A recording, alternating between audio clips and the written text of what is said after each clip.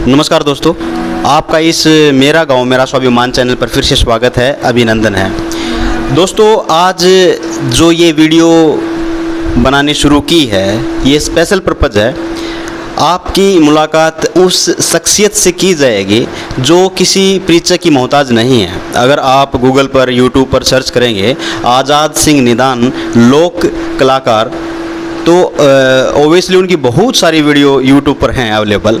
तो आज हम उन शख्सियत से बात करेंगे, उनका परिचय लेंगे और उनकी कुछ पुरानी यादों के बारे में जानेंगे और आपको सुनवाएंगे उनकी जो कंठ में बैठी हुई सरस्वती माँ है, उनकी मधुरता और इंस्ट्रूमेंट के प्रति जो उनका प्रेम है, तो उनको भी आपको दिखलाएंगे। तो आइए उनसे मिलवाते हैं और कुछ बातें करते हैं। आइएगा, आराम परिस्थिति में बैठ जाइए, क्योंकि जो अब ये अपनी कला का प्रदर्शन करेंगे और मधुरता आपको दिखलाएंगे तो वाकई संतोषजनक और शांतिमय ये पल होने वाला है। तो आप भी आराम से संतोषपूर्वक ढंग से बैठ जाइएगा। नमस्कार जी। नमस्कार नमस्कार नमस्कार जी, नमस्कार सर। जैसे बतलाया है कि आप वाकई ही किसी परिचय के मोहताज नहीं हैं, लेकिन फिर भी मैं आग्रह करूँगा कि आप अपने बारे में दो शब्द बतलाइए, हमारे दर्शकों को बतलाइएगा, आपके बारे में कुछ परिचय दीजिएगा। ऐसा है साथियों, मैं आज़ाद सिंह निदान, मेरा गांव भरान, महम 24 रोहतक में। मेरे को बचपन से ही गायन विद्या का शौक रहा है और मेरी अपनी जो है महसूरी जो श्रद्धानंद जी बता रहे थे, ये उस परम पिता परमात्मा की असीम कृपा, गुरु लोगों का आशीर्वाद, सरस्वती माता की देन है। ये कुछ पढ़ाई करी जीवन में, लेकिन इंटरेस्ट ज़्यादा संगीत की तरफ था। तो कुछ जो दिमाग में या भाग्य में पढ़ाई नहीं थी, क्योंकि एक इच्छा थी कि गाना बजाना ही सीखूं मैं और अपना नाम कैसे कमा जाए। ये गुरुजनों का आशीर्वाद रहा है, जो आप मेरे को जानते भी हैं। रेडियो पर गाते हुए लगभग मेरे को 43 साल हो गए। 43 साल, क्योंकि 81-82 में मैं वहाँ से अप्रूव्ड हुआ था और भी हाई क्लास मैंने वहाँ की रेडियो पर। और आगे चल कर के परमात्मा की असीम कृपा हुई, डिपार्टमेंट मिला मुझे हरियाणा सरकार में, जिसको लोक संपर्क विभाग कहते हैं। उसमें मैं हारमोनियम मास्टर के पद पर नियुक्त हुआ, वहाँ सर्विस की और वहाँ से लगभग 10 साल होने वाले हैं। मैं वहाँ से सेवानिवृत्त हो चुका हूँ और कहीं भी किसी प्रकार का फंक्शन, कोई भी गाना बजाना हो, वहाँ मैं अब भी चला जाता हूँ। और कैसेटें वगैरह भी बनवाई, आप लोग जानते, रेडियो पर भी सुना, टेलीविज़न, दूरदर्शन, हिसार, दिल्ली से मैंने प्रस्तुतियाँ दी। और आज भाई श्रद्धानंद जी हमारे पास आए और मेरे बारे में परिचय लेना चाहा, तो ये मेरा अपना परिचय था। आज़ाद सिंह निदान ने बतलाया कि श्रद्धानंद जी, तो आपको मैं जानकारी के लिए बता दूं, जैसे विकास कुमार निदान मेरा ओरिजिनल नेम है डॉक्यूमेंट्री, एंड निक नेम जो मेरे परिवार के मेरे सदस्यगण हैं वो जानते हैं श्रद्धानंद के नाम से, तो इसीलिए उन्होंने मेरे निक नेम से पुकारा है। शुक्रिया। तो मैं कुछ और वार्तालाप करना चाहूँगा चंद। मैं सर पूछना चाहूँगा कि जैसे बचपन में ही आप में जो संगीत के प्रति प्रेम जगा है, तो वो पल कौन सा था? यानी कि उस बचपन में आपके संगीत के प्रति जो प्रेम जगा है, वो एक दृश्य से आप बतलाइए कि कैसे वो विचार आपके मन में आया। क्योंकि ये नेचुरल जो है मैटर है, खानदान में अगर दादा या परदादा या फादर इस लाइन को अपनाए हुए हैं, तो उस खानदान में कुदरती ही कोई न कोई बच्चा उभर के आएगा, इसमें कोई शक नहीं। मेरे पिताजी भी संगीत में रुचि रखते थे और उन्होंने बैंड लाइन में भी अपनी ये ट्रम्पट जो होता है बैंड लाइन में वो बजाया उन्होंने, वो भी संगीत प्रेमी रहे हैं और उनका असर ये मेरे ऊपर भी, मेरे बड़े भाई थे वो भी बंसुरी बजाया करते थे, तो मैं सुनता था छोटा हा, मेरे दिमाग में, मेरे जो है जहनों में ये बातें जो है और घर कर गई कि मैं भी गाना बजाना सीखूं। बचपन से ही छोटी सी उम्र में ही मैं कोई डिब्बा या कोई जैसे भाई तख्ती, कोई भी तख्त पे बैठ के उस पर जो है मैंने ताल लगा लगा करके और गुनगुनाता रहा, कुछ भी गाता तो साथ में मैं वो बजाता रहता था। आगे बढ़ते बढ़ते बढ़ते बढ़ते स्कूल में भी मैं जो है आहिस्ता आहिस्ता धीरे धीरे वहाँ भी कोई गाने सुनाता, क्योंकि हेडमास्टर मुख्याध्यापक जी मेरे को शनिवार के दिन जो बाल सभा होती है उसमें भी कहा करते भाई आज़ाद सिंह सुनाओ। तो क्योंकि सीखा हुआ तो था नहीं, कहीं कोई गाने वगैरह सुन रखे थे, फिल्मी गाने, बिंदिया चमकेगी भाई, इस तरह के गाने, चूड़ी खनकेगी, छुप गए सारे नज़ारे, हो क्या बात हो गई, कोई इधर उधर की कोई 2 लाइनें 4 लाइनें सुना देता था और टीचर्स वगैरह विद्यार्थी सब खुश हो जाते थे। तो परमात्मा जब साथ देता है तो रास्ते खुलते चले जाते हैं।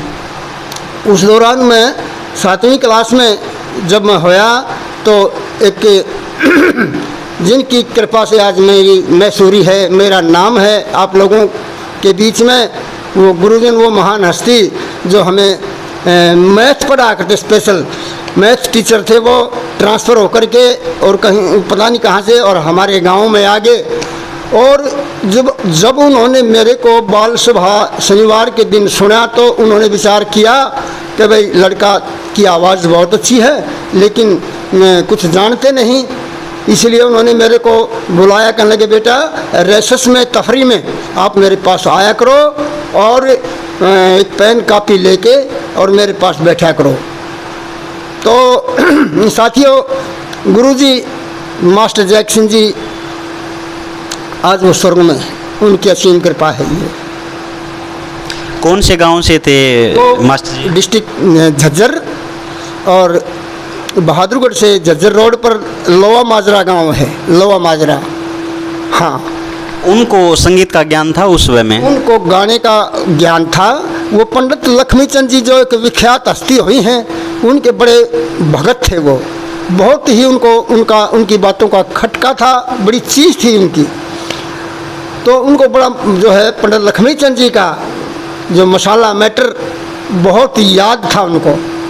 उन्होंने मेरे को कापी पेन लेके और खोलने के लिए कहा, मैं बैठ जाता हूँ और उन्होंने मेरे को अच्छी अच्छी कविताएं, अच्छी देशभक्ति कविताएं, अच्छी जो है भजन, अच्छे अच्छे भजन रागनियाँ उन्होंने मेरे को लिखवा दी। और मेरा दिमाग जो है उस टाइम नया नया दिमाग था, बढ़ता हुआ और मैंने वो लिख के याद भी कर ली और मैं बहुत हौसला हो गया मुझे, कहो क्या बात, आपको बहुत भजन रागनियाँ उपदेश और भी याद हो गए।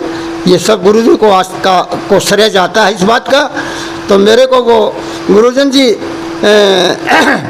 अपनी बड़ाई के लिए और भाई मेरे अपने शिष्य को मैं कहीं आसपास के स्कूलों में भी जा कर के और मुख्याध्यापक से कहूँ कि बच्चे को सुनो, मेरे को सुनवाते आसपास के स्कूलों में ले जा कर के।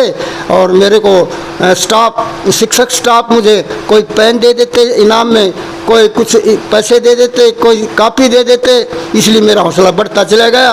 और आगे बढ़ते बढ़ते मेरी रुचि संगीत की तरफ, गाने की तरफ और बढ़ती चली गई। और सौभाग्यवश दुर्भाग्यवश गुरुजन का जो है ट्रांसफ़र हो गया, वो मेरे को छोड़ के चले गए। आगे जा कर के फिर मैंने जो है संगीत की तरफ जो और ध्यान दे लिया, मैंने पढ़ाई छोड़ दी और मैं कहीं भजन मंडली, कहीं किसी प्रकार का प्रोग्राम, मैं वहाँ जाने लग गया। और जाते जाते धीरे धीरे धीरे धीरे धीरे धीरे मैं जो है फिर सांग लाइन में जाने लग गया, क्योंकि फिर मैं रेडियो से अप्रूव हो गया। वहाँ से लगभग 20 सांगों में मैंने काम किया जो आज रेडियो पर रिकॉर्ड हुए हैं। और जो इतवार को हर संडे को आप जो सॉन्ग सुनते हैं उसमें मेरा लगभग रोल मिलेगा। तो गुरुजी वहाँ से गांव से चले गए बदली होकर, मैं उनके ही जो है रेजिडेंस पर, उनके गुरुद्वारे पर आना जाना शुरू कर दिया और उनका आशीर्वाद लेता रहा। तो वो सब कृपा जो है, कृपा दृष्टि उन्हीं गुरु लोगों की है जो आज दुनिया में नहीं है। उन्हीं की ही कृपा से आप लोगों में मैं चर्चित हूँ और मेरे पास कुछ नहीं है, उन्हीं का दिया हुआ है जो कुछ। एक छोटा सा सवाल और है, जैसे स्कूली टाइम में आपको शिक्षा मिली, उसी रास्ते पे चले, पचिनों पे चले, लेकिन जैसे आप गवर्नमेंट के जो ये फॉर्म अप्लाई किया, आवेदन किया, तो उस प्रोसेस में आप कैसे चल पाए फिर वो? हाँ, ये भी बहुत अच्छा प्रश्न किया। तो मैंने सोचा कि भाई आगे चलकर एक पब्लिक रिलेशन डिपार्टमेंट है, लोक संपर्क विभाग, उसमें क्यों नहीं कहीं ना कहीं अपनी कोशिश की जाए। तो मैं वो वैकेंसी निकली हारमोनियम मास्टर की, और हारमोनियम मास्टर की वैकेंसी निकली, मैंने फॉर्म भर दिया, अप्लाई कर दिया। और उसमें जो है मेरे को, क्योंकि डिपार्टमेंट मेरे को पहले जानता था, क्योंकि मैंने भजन पार्टी लीड मेंबर के रूप में पार्टी में काम किया हुआ था।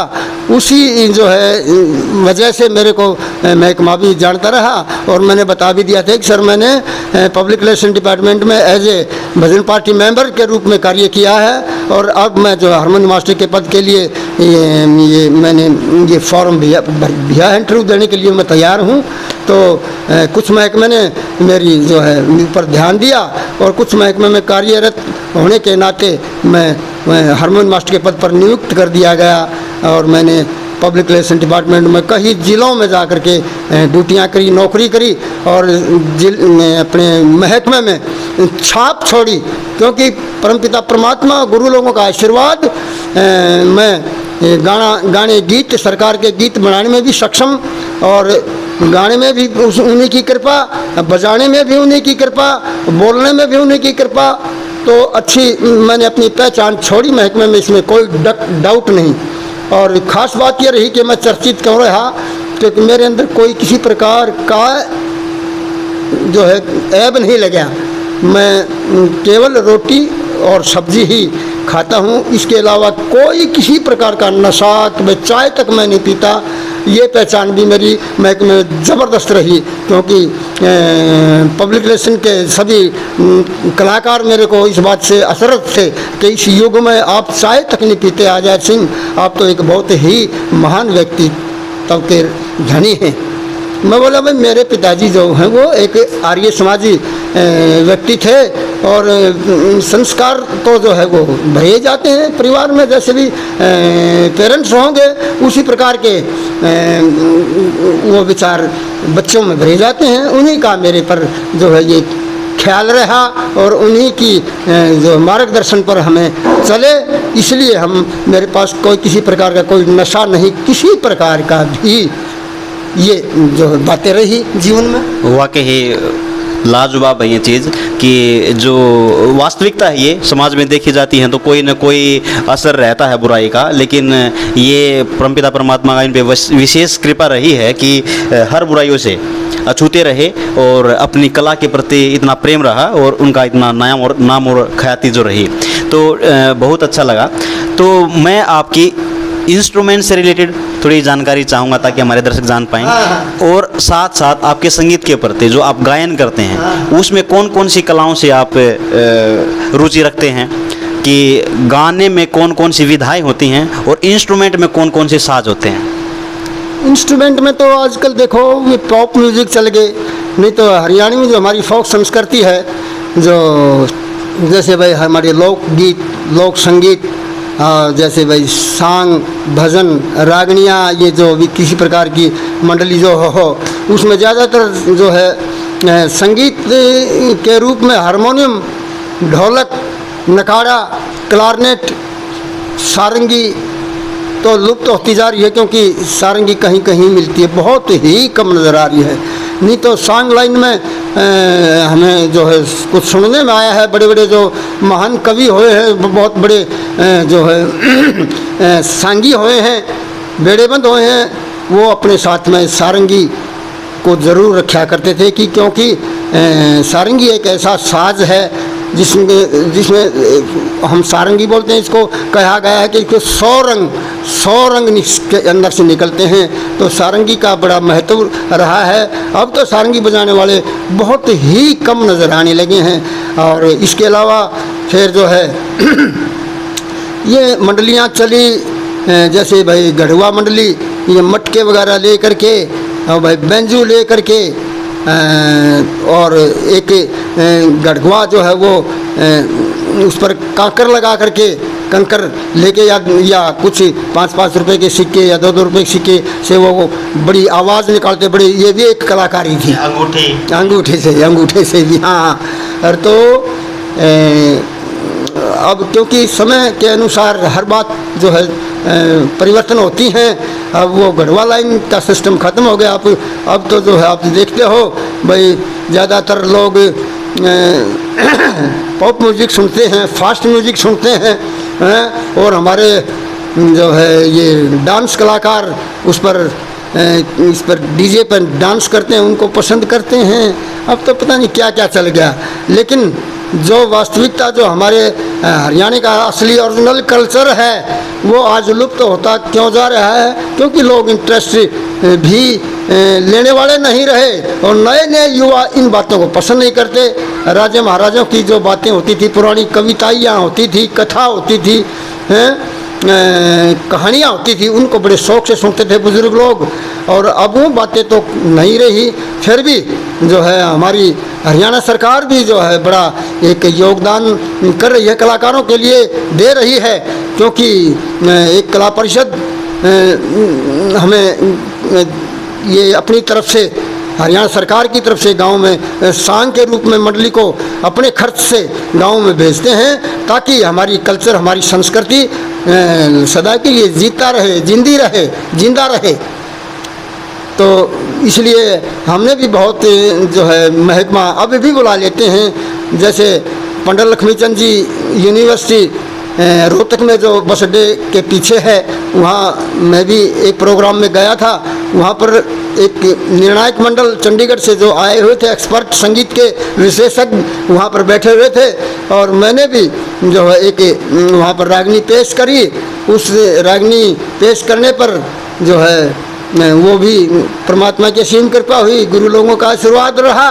मैं उसमें जो है मेरी फर्स्ट पोजीशन आई, और बड़ी खुशी हुई निर्णायक मंडल को भी। अकाजायत सिंह जी, आपने सर्विस भी की, और रिटायरमेंट के बाद भी आपके अंदर, आपकी आवाज़ में इतना दम है और इतना सुरीलापन है, आप जो है इस बात के लिए बड़े धन्यवादी हैं आप। बहुत खूब। अब जैसे इंस्ट्रूमेंट से रिलेटेड आपने बात की, और सरकार जो इस चीज़ का, इस परंपरा को बनाए रखने के लिए सहयोग दे रही है, वो भी बहुत लाजवाब है। अब आप अपनी विद्या को, अपनी इस संगीत के किस किस विधा को आप पेश करना चाहेंगे, उसके बारे में और बतला दीजिए, और फिर आप उस संगीत से हमें भी मंत्रमुग्ध कीजिएगा। क्योंकि ज़्यादातर इंटरेस्ट तो मेरा देखो हरियाणा लोक संगीत में ही रहा है। विधाएं तो बहुत कुछ हैं, बहुत और हैं, लेकिन ज़्यादा रुचि, इंटरेस्ट इसमें लोक संगीत में ही रहा है। मैं बेसिकली हरियाणा में कौन कौन सी विधाएं होती हैं? वैसे एक बार सुरेश रोहिला जी से बात हुई थी, तो उन्होंने कहा उनके मन पसंदीदा हैं, जैसे मायना से मास्टर जी दयानंद जी। हाँ। और जैसे आपसे भी मैं यही सवाल करूंगा कि आपके हरियाणा के स्तर पर कौन से कवि आपके मन पसंदीदा हुए हैं, और कौन कौन से विख्यात हुए हैं? हरियाणा में जो बहुत महान कवि जो हुए हैं, उन्होंने अपनी कविताएं में कोई कसर नहीं छोड़ी, है ना। और जैसे सूर्य कोई पंडित लक्ष्मीचंद जी हुए हैं, बाजे भगत जी हुए हैं, आदमी मांगेराम जी, पंडित मांगेराम जी हुए हैं, रामकृष्ण व्यास जी हुए हैं, और महाशय दयाचंद जी जो मायना डिस्ट्रिक्ट रोहतक में ही पड़ता है, रोहतक से 1-2 किलोमीटर, वो भी बड़े विख्यात हुए हैं। उनकी कविताएं बहुत अच्छी कविताएं हुई है। और इसके अलावा और भी बड़े अच्छे कवि हुए हैं जिन्होंने हमारे हरियाणा का नाम रोशन किया है, और बहुत ही कलाकार उनके भाग्य से उनके दिए दिए हुए इस मसाले को जो है के सहारे जो अपना गुजर बसर कर रहे हैं, अपने बच्चों को पाल रहे हैं। गायन विद्या से गांव में प्रचार के माध्यम से या किसी संस्था के माध्यम से उनकी जो कविताएं गा रहे हैं, लोग बड़े पसंद करते हैं। और बहुत ही अच्छे कवि हुए हैं जिन्होंने ऐसी ऐसी रचनाएं रची हैं जिनको सुन करके आप से भी छुपी नहीं हुई है कि आदमी जो है एकदम ये सोचता है कि भाई कवि वाक्य में कहा गया है, एक कवि ने लिखा है कि जहाँ पहुँच सकते नहीं रवि वहाँ पहुँच सकते हैं कवि। ये वाक्य में जो है असली बात है कि रवि नहीं पहुँच सकता वहाँ जहाँ पर कवि पहुँच सकता, क्योंकि कवि की कल्पना बहुत ही बड़ी होती है। वो बैठे बैठे वो कविताई करने से पहले बैठे बैठे पूरे संसार में घूम के नज़रें फैला के ये देखता है कि भाई आज हमने अपनी कविताई में जो है क्या रखना चाहिए, क्या रचना चाहिए, क्या लिखना चाहिए। तो वाकई में कवि कवि होते हैं। आपके मनपसंदा कोई एक चुनना हो तो आप किसको ज़्यादा तवज्जो देंगे या फिर प्रेम ज़्यादा किस पे झलकाएंगे? देखो ऐसा है कि गुरुजन मेरे को एक बात कहा करते थे स्कूल में, स्टूडेंट लाइफ में, कि बेटे देखो कवि बहुत अच्छे, हाँ आदरणीय पंडित राय धनपत सिंह जी, मैं उनकी आत्मा से ये माफ़ी मांगता हूँ, मैं उनका नाम लेना भूल गया था। बहुत ही जो है मैसूर सांगी हुए हैं वो, बहुत ही मैसूर, बहुत ही अच्छी कविताएं उनकी। और हमारे नज़दीकी गांव निंदाना के ही तो हैं वो, मेरे से 1-2 किलोमीटर जो है फ़र्क है। बहुत अच्छे कवि और बहुत अच्छी सुरीली आवाज़ थी उनकी। बुढ़ापे तक उन्होंने जब सांग किए तो तब तक उनकी आवाज़ जैसे एक बच्चे की आवाज़ है, सुरीली आवाज़। बहुत अच्छे कवि, कविताई के धनी थे वाकई में वो। और गुरुजी भी एक बात कहा करते थे, देखो ऐसा बेटा, किसी भी कवि की निंदा करना उसकी अपनी मूर्खता है, क्योंकि हम कुछ नहीं हैं। लेकिन पंडित लक्ष्मीचंद जी तो एक ऐसे कवि थे जो कि एडवांस 100 साल पहले की वो बता चुके थे कि आगे ये समय आएगा, ये समय आएगा, ये बातें होंगी जो आज चली हुई हैं। प्रत्यक्ष को प्रमाण की ज़रूरत नहीं, आप साक्षात देख रहे हैं। आज जो कहानियाँ बन रही हैं उन्होंने पंडित जी ने उस वक्त गा दिया था। तो वो भगवान परमात्मा ने उनको जो है जीवन थोड़ा दिया था, लेकिन ख्याति प्राप्त थोड़े दिन में कर चुके थे वो।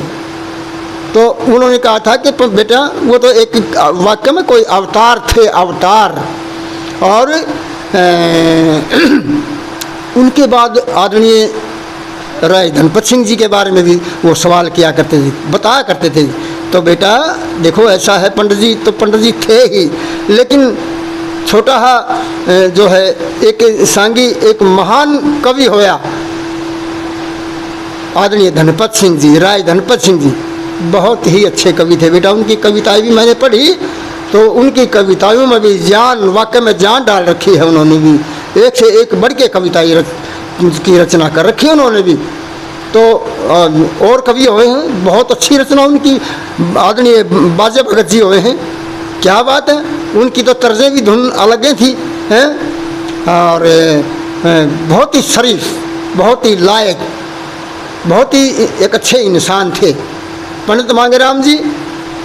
उनकी भी रचनाएं एक जो बहुत टॉप की हुई हैं, लोग बड़े पसंद करते हैं उनके सांगों को, उनके इतिहासों को, क्योंकि पारिवारिक बातें उनकी ज़्यादा थी जो परिवार के ऊपर प्रचलित हैं, रहती हैं। उन्होंने ऐसी ही कविताएं रची जो उन्होंने ज़्यादातर पारिवारिक बातों पर ही रचना की। और जैसे रामकृष्ण व्यास जी हुए, बड़ा नाम हुआ उनको, उनका बड़ा नाम होया, चर्चित हुए बड़ा वो समाज में, देश में। तो इस तरह के कवि जो है वो चले तो जाते दुनिया में, लेकिन उनका नाम, अपनी छवि अमर रहते हैं वो सदा। ठीक है ना। वाकई बहुत, जो संगीत प्रेमी उनके लिए ये बहुत ही गहरी बात बताई हैं और आपको आपके फील्ड से रिलेटेड बहुत जानकारियाँ दी हैं। तो अभी हम उस मंत्रमुग्धता की तरफ चलेंगे और उनको सुनकर वाकई ही बड़ा संतोष रहेगा। तो आइएगा उस मधुरता को हम छुएं और इस संगीत को हम देखें। क्योंकि ये तो आप अच्छी तरह जानते हैं, जब भी कोई कलाकार जो है अपना प्रस्तुति पेश करने से पहले परमपिता परमात्मा को, गुरुजनों को नमन करता है, याद करता है, उसके बाद में जो है अपनी रचना, अपनी कविताई, अपना आगे का प्रोग्राम शुरू करता है। तो पंडित जी ने बताया कि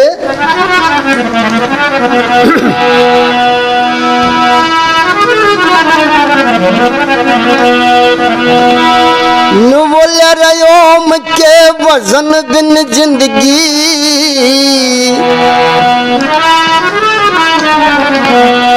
ओम के वजन बिन जिंदगी नुआ व्यर्थाए गई ना, ना रही ना रह किसे की सदा ना रही। ओम के वजन बिन जिंदगी व्यर्थाए गई ना, रही ना रह किसे की सदा ना रही। उधड़गी गढ़ कोठिया की नीम, काल के न लगते बैदी हकीम, काल के न लगते बैदी हकीम। राजा भीम बलि की राजा, भीम बलि की बंदे वह गदा ना रही ना, रही ना रह किसे की सदा ना रही। ओम के वजन बिन जिंदगी व्यर्थाए गई ना, रही ना रह किसे की सदा ना रही। राजा बैनु अधर्म से नहीं हिले थे, जिनके दुनिया में हुक्म चले थे, जिनके दुनिया में हुक्म चले थे, जिनके चक्र चले थे, जिनके चक्र चले थे, मैं अदा ना रही ना, रही ना रह किसे की सदा ना रही। ओम के वजन बिन जिंदगी व्यर्थाए गई ना, रही ना रह किसे की सदा ना रही। ओम ब्रह्म निराकार की मूर्ति, भजन बिन जान वासना में जुरती, भजन बिन जान वासना में जुरती। जिनकी सुरती भजन में, जिनकी सुरती भजन में वह सदा ना रही ना, रही ना रह किसे की सदा ना रही। ओम के वजन बिन जिंदगी व्यर्थाए गई ना, रही ना रह किसे की सदा ना रही। लक्ष्मी चंद करम की रेख, ये सृष्टि ज्ञान ध्यान ते देखी, ये सृष्टि ज्ञान ध्यान ते देखी। जिनकी लगी रेख में मेख, जिनकी लगी रेख में मेख ब्रह्मात में जुदा ना रही ना, रही ना रह किसे की सदा ना रही। ओम के वजन बिन जिंदगी थाए गई ना रही ना रह किसे की सदा ना रही।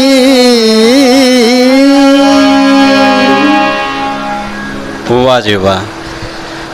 आपको भी आवाज़ सुन के साज-बाज पे जो इन्होंने मधुरता दिखाई है आवाज़ की, तो आप भी वास्तव ही यही बात कहेंगे कि जो आवाज़ है वो एक आकर्षण का केंद्र बने। कुछ देर तक यही रहा कि सांस को रोके क्यों ना इस गायन को सुन लिया जाए। तो मैं रिक्वेस्ट करूंगा, जैसे ये पंडित जी की एक कला सुनाई है, लिखी हुई लेख, तो मैं चाहूँगा कि आज़ाद जी अपनी हाथ की लिखी हुई लेखनी को और आपके सामने रखें तो बहुत अच्छा रहेगा। ये भी आपने बहुत अच्छा सवाल किया, क्योंकि देखो ऐसा है कि कवियों ने कोई ऐसी जगह तो छोड़ी नहीं कि भाई कोई और भी लिख सके, लेकिन उनकी रीस तो कभी भी नहीं कर सकते, इस जीवन में तो कर ही नहीं सकते, क्योंकि वो तो एक महान ही कवि रहे हैं जिनको जो हर ज़बान पर चर्चित हैं। लेकिन कवि, छोटे से छोटा कवि भी ये सोचता, कवि क्या वो कोशिश करता है वो कि भाई कुछ न कुछ मैं भी लिखूं। तो एक मनुष्य मानव पर मैंने छोटी सी कविता लिखी, टूटे फूटे शब्द उसमें पिरोए, कोई उनमें मिस्टेक हो तो मैं श्रोताओं से ये क्षमा याचना करता हूँ, क्योंकि भैया हम कवि नहीं हैं। हाँ, तो उसमें ईमानों को बताया गया, करे इंसान उस परम पिता प्रभु ने आपको हर प्रकार से साधन संपन्न कर दिया, हर प्रकार से कोई कसर नहीं छोड़ी मालिक ने, मेहर की नज़रें रखी आपके ऊपर। लेकिन उसने ये नहीं कहा था, करे मूर्ख तू घमंड करना, तू अहंकार करना, अपने आपे से बाहर हो जाना, एक दूसरे से बोलना बंद कर देना, राम रवि नमस्कार करना बंद कर देना। तो इसका मतलब, इसके मायने तो ये होया तुम आप महल हवेली कोठी बंगले जमीन जायदाद नोटों के अहंकार में आगे, अब मेरे जैसा कोई नहीं। लेकिन आप सभी को मालूम है, इंसान जब इस दुनिया में आता है तो खाली हाथ आता है और जाता है तब भी खाली हाथों ही जाता है। उसकी अपनी जो है छवियाँ रह जाती हैं। अच्छे कर्म करें तो लोग अच्छा कहेंगे उसको, अगर बुरे कर्म करें हैं तो उसको बुरा ही कहेंगे, इसमें कोई शक नहीं। तो इस विषय में मैंने 2 लाइन लिखी, मैं आपको सुनाना चाहता हूँ।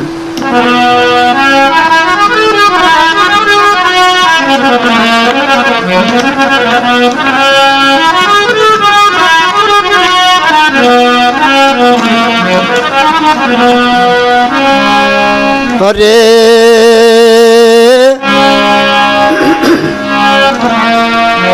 अरे मत चौड़ा हो के चाल चौगर दे, तेरा घेरी देरा काल घना, मत रह गुमान में तन जाना शमशान में रे।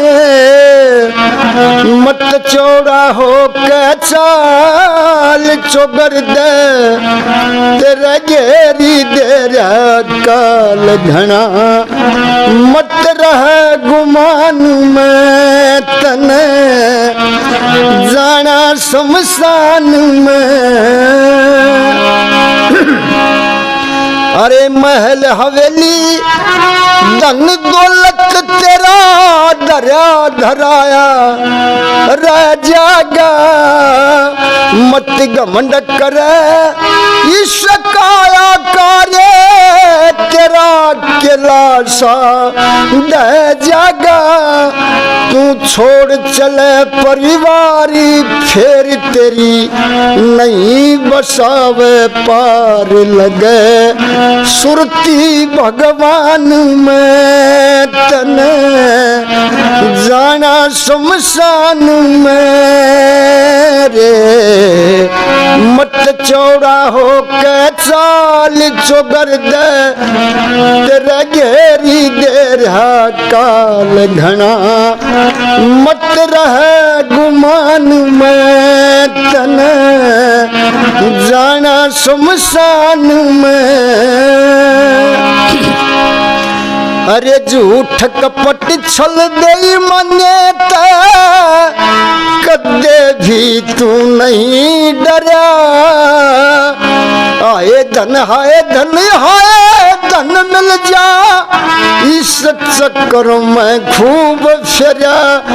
जब तेरा आवे आखिरी वक्त चार तने, आके पकड़े सख्ती दया नहीं उन शैतान में तने जाना शमशान में रे। मत चौड़ा हो के चाल चौगर दे, तेरा घेरी दे रहा काल घना, मत रह गुमान में तने जाना शमशान में। अरे थोड़े दिन की जिंदगी सा मत सोवे भूल में, रावण जैसे अभिमन्यु भी मिल गए धूल में। रहा करी सोच समझ के भाई, कदे न कदे ठाले जा करड़ाई। झूठ ना मेरे बयान में तने जाना शमशान में रे। मत चौड़ा हो के चाल चौगर दे, तेरा घेरी दे रहा काल घना, मत रह गुमान में तने जाना शमशान में। अरे इस मेला रूपी दुनिया के माँ कोई आ रहा कोई जा रहा से, दादा लक्ष्मी जैसे चले गए कोई छोटा बन के गा रहा से। मुँह बारिया मुँह गवार करे, आजाद सिंह प्रचार घमंड ना मिले निदान में तने जाना शमशान में। मत चौड़ा हो के चाल चौगर दे, तेरे घेरी दे रहा काल घना, मत रह गुमान में तने जाना शमशान में।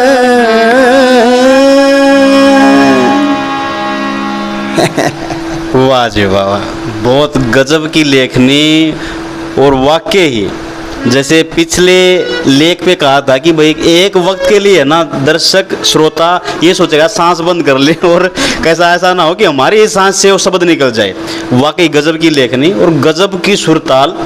वाकई एक इंसान के लिए ना जो निर्देश दिए गए हैं वाकई बहुत गजब के हैं। अपने आप को एक नॉर्मल दिखाना और बुजुर्गों को एक ऊंचा दिखलाना, बहुत ही गजब की ये व्यक्तित्व के धनी हैं। वाकई बहुत। आपको कैसा लगा ये कमेंट बॉक्स में ज़रूर डालना। और अगर आपकी कुछ सब इच्छा हो आज़ाद सिंह निदान के कुछ और लेखनी सुनने के लिए, तो कमेंट बॉक्स में आप उस चीज़ को ज़रूर डालना। आपकी इस युवा वर्ग को कुछ आपके विचार हों, कुछ सजेशन हो, सुझाव हों, तो आप क्या कुछ कहना चाहेंगे? युवाओं को ये चाहिए कि हमें जब हमारे पेरेंट्स अपने जीवन को सुखमय बनाने के लिए कॉलेज में अच्छे संस्था में भेजते हैं, तो हमारा कर्तव्य ये होना चाहिए कि सादगी में रहना, सादे विचार रहना, सादा खाना, और जो है प्रवचन मीठे बोलना, किसी प्रकार की कोई जो है हमें अपने आप से बाहर नहीं होना चाहिए। एक अच्छा नाम कमाने की हमने चेष्टा रखनी चाहिए, इच्छा रखनी चाहिए। ये मैं अपने युवाओं से यही प्रेरणा देना चाहता हूँ कि मेरे युवा भाइयों, आप देश के असली जो रक्षक हैं, असली रखवाले हैं, वो आप हैं। आपने ही अपने गांव में या शहर में या कहीं भी रह रहे हैं, अपने समाज को सुधारने की चेष्टा रखनी चाहिए, लगन होनी चाहिए, क्योंकि समाज सेवक सबसे बड़ा होता है। समाज में जैसे भाई सामाजिक बुराइयां जो फैलती हैं उन पर रोक लगाओ। आप अपनी कमेटी बनाओ, अपने बच्चों को, अपने भाइयों को, अपने गांव को, अपने उनको एक मीटिंग रख के जनसभा बनाओ, कहो, और उनको जो हमारे आज के बच्चे जो पथभ्रष्ट हो रहे हैं उन पर रोक लगाओ। खान पान पर जो एक हानिकारक खान पान है उन पर भी रोक लगाना चाहिए, और मांस मदिरा पर रोक लगाना चाहिए, क्योंकि ये जीवन जो परमात्मा ने हमें दिया है, ये सभी प्राणियों में, सभी सृष्टि के सभी प्राणियों में सबसे सर्वश्रेष्ठ जो है ये चौला दिया है परमपिता परमात्मा ने। ये आपके ऊपर बड़ी दृष्टि मालिक की रही है, तो इसको आपने बिल्कुल साफ रखना चाहिए। जैसे कबीर साहब ने एक बात में कहा है, अरे बंदे, तो इस मानव चौले पर जो दाग लगा रहा है, ये आप नहीं जानते आप कि ये कितना जो अमूल्य चौला है, ये बार बार नहीं मिलता। इसका सदुपयोग करो, उसका दुरुपयोग मत करो, समाज में नाम कमाओ, अपनी छवि बनाओ। लेकिन जैसे आपने एक युवा शक्ति को एक दिशा दी है, एक निर्देश दिया है, हाँ। मैं चाहूँगा जैसे एक बच्चा एक बाहर के सराउंडिंग एरिया को देख के ही चेंज होता है, तो हो सकता है कहीं ना कहीं इस दिशा में समाज में जिम्मेदार है। तो बच्चों को जो आपने दिशा निर्देश दिए हैं, तो मैं चाहूँगा कि आप समाज को भी कुछ ऐसा निर्देश दें ताकि इस चीज़ पे अंकुश लगाया जाए। ठीक बोले, ठीक जवाब प्रश्न किया। तो मैं चाहता हूँ हर समाज से, हर भाई से, भाई बुराइयों से बचो और मांस मदिरा से बचो, हैं, और समाज में ये कुरीतियाँ जो हैं इनको मिटाओ और अच्छे रास्ते पर चलो, अच्छे विचार सुनो, अच्छी बातें सुनो। हाँ। एक जैसे युवाओं का हुआ, समाज का हुआ, लेकिन समाज के जो रक्षक हैं जैसे पंच, सरपंच और जो एक ग्रामीण धारा को संभालने की जिम्मेदारी जैसे संविधान ने दी है, तो उसका भी रोल एक होता है कि वो भी कुछ ऐसे कमेटी का गठन करे या ऐसा युवा शक्ति को एक दिशा देने का एक काम करे। तो मैं चाहूँगा युवाओं को दिया, समाज को दिया, एक समाज के लिए जो जिम्मेदार नागरिक है, बुद्धिजीवी व्यक्ति हैं, उनको भी थोड़ा आप दिशा के लिए कुछ निर्देश दें। जब गाँव एक अपने अच्छे इंसान को प्रतिनिधित्व चुनता है, एक गांव का एक मुखिया चुनता है, एक अच्छा प्रधान चुना जाता है, एक अच्छा जिम्मेवार इंसान चुना जाता है, तो उसका फर्ज भी यही बनता है कि मैं ऐसे कार्य करूं, समाज में ऐसी योजना लागू करूं, गांव में ऐसे विकास कार्य करूं, ताकि मेरे को आने वाले दोबारा इलेक्शन में कहीं घूमने की ज़रूरत ना पड़े और मुझे घर बैठा ही मेरे को फिर दोबारा चुन दिया जाए। ऐसे गुण जो है प्रधान में, सरपंच साहब में, गांव के मुखिया में होने बहुत ज़रूरी है। वाकई बहुत गजब की बात है ये कि जो जिम्मेदार नागरिक है, जिस जिम्मेदारी के लिए उनको चुना गया है, उस जिम्मेदारी पे खरा उतरे, ताकि आगे जाके वोट मांगने की जरूरत ना पड़े और खुद ही जनता जनार्दन उसको चुन के आगे लेके आए। अब सुनते हैं उन पवित्र शब्दों को जो कबीर साहब की दोहावली है, तो आइएगा जी।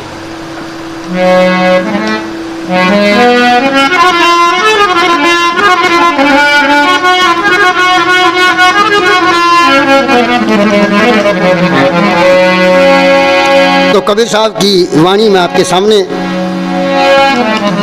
कबीर साहब ने क्या दर्शाया इस बात के ऊपर।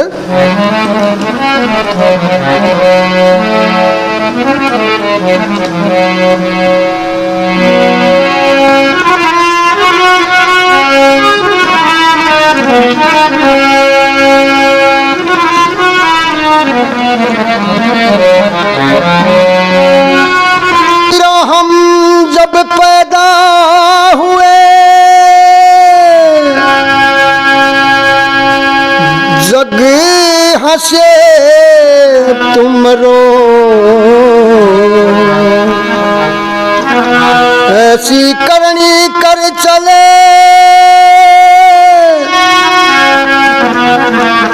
हम हंसे जगरो चदरिया झीनी रे झीनी चदरिया झीनी रे झीनी राम नाम रस भीनी चदरिया झीनी रे झीनी राम नाम रस भीनी चदरिया झीनी रे झीनी अष्ट कमल का चरखा बनाया पांच तत्व की पूनी रे साधो भाई पांच तत्व की पूनी 9-10 मास बुनन को लागे 9-10 मास बुनन को लागे मूर्ख मैली कीनी चदरिया झीनी रे झीनी राम नाम रस भीनी चदरिया झीनी रे झीनी जब मोरी चादर बुन कर आई जब मोरी चादर बुन घर आई रंग रेजन को दीनी चदरिया रंग रेजन को दीनी हो ऐसा रंग रंगा रंग रेने ऐसा रंग रंगा रंग रेने लाल ही लाल कर दीनी चदरिया झीनी रे झीनी राम नाम रस भीनी चदरिया झीनी रे झीनी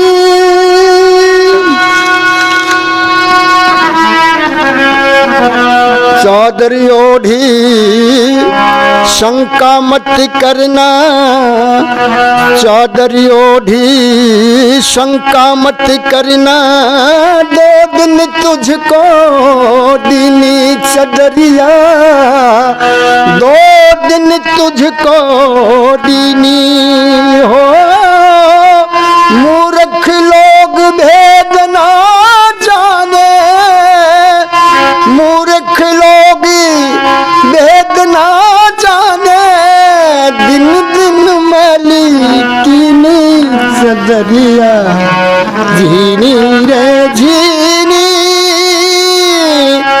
राम नाम रस भीनी चदरिया झीनी रे झीनी कबीर ध्रुव प्रहलाद सुदामा ने ओढ़ी सुखदेव ने निर्मल कीनी चदरिया सुखदेव ने निर्मल कीनी ध्रुव भगति सुदामा ने ओढ़ी सुखदेव ने निर्मल कीनी चदरिया सुखदेव ने निर्मल कीनी हो दास कबीर ने ऐसी ओढ़ी दास कबीर ने ऐसी ओढ़ी जो की जो धर दीनी चदरिया झीनी रे झीनी राम नाम रस भीनी चदरिया झीनी रे झीनी झीनी रे झीनी झीनी रे झीनी